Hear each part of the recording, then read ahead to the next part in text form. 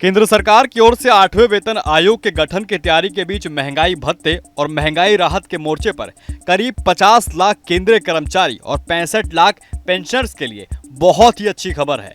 लंबे समय से महंगाई भत्ता और महंगाई राहत में बढ़ोतरी का इनका इंतजाम खत्म हो गया है। प्रधानमंत्री मोदी अध्यक्षता में हुई कैबिनेट की बैठक में केंद्र सरकार ने डीए और डीआर में बढ़ोतरी को हरी झंडी दी है। केंद्र सरकार ने महंगाई भत्ते में 2% की बढ़ोतरी का ऐलान किया है। महंगाई के ग्राफ के आधार पर केंद्र सरकार ने महंगाई भत्ते और महंगाई राहत में 2% बढ़ोतरी का ऐलान किया है। इस बढ़ोतरी के बाद मौजूदा महंगाई भत्ता 53 से बढ़कर 55% हो गई है।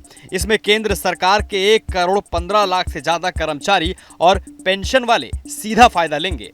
एक कैलकुलेशन के मुताबिक डीए में 2% की बढ़ोतरी होने से 18,000 रुपए की बेसिक सैलरी वाले केंद्रीय कर्मचारियों को 360 रुपए प्रति महीने और 4,320 रुपए सालाना के हिसाब से फायदा होगा। जबकि कैबिनेट सेक्रेटरी समेत अन्य उच्च लेवल के अधिकारी जिनकी बेसिक सैलरी 56,900 रुपए प्रति महीना है, उन्हें 1,138 रुपए मासिक और 13,656 रुपए सालाना की दर से फायदा होगा। दरअसल केंद्र सरकार 7th पे कमीशन की सिफारिश के आधार पर साल में 2 बार यानी हर 6 महीने के अंतराल पर महंगाई भत्ते और महंगाई राहत की समीक्षा करती है।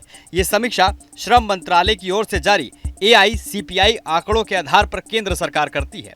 इसका मकसद महंगाई में बढ़ोतरी के कारण कर्मचारी और पेंशन के जीवन यापन में कोई दिक्कत न हो। डीए और डीआर में पहली बढ़ोतरी जनवरी और दूसरी जुलाई महीने में लागू होता है। ऐसे में उम्मीद की जा रही है केंद्रीय कर्मचारियों को मार्च महीने में बढ़ी हुई सैलरी के साथ साथ जनवरी और फरवरी महीने का एरियर भी मिल सकता है।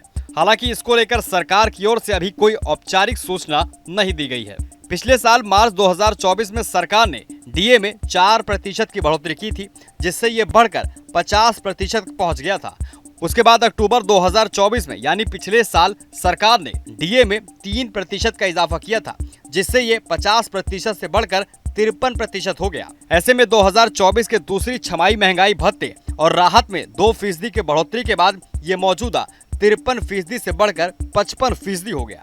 ऐसे में ईद से पहले केंद्र सरकार ने डीए और डीआर में बढ़ोतरी का ऐलान कर केंद्रीय कर्मचारी और पेंशन वाले को बड़ा तोहफा दिया है। इसी बीच 8वें वेतन आयोग को हरी झंडी देने के बाद केंद्र सरकार की ओर से इसके लिए आयोग के गठन का कवायद जारी है। उम्मीद की जा रही कि आयोग अगले 1 साल में अपनी रिपोर्ट में श्रम मंत्रालय को सौंप देगी।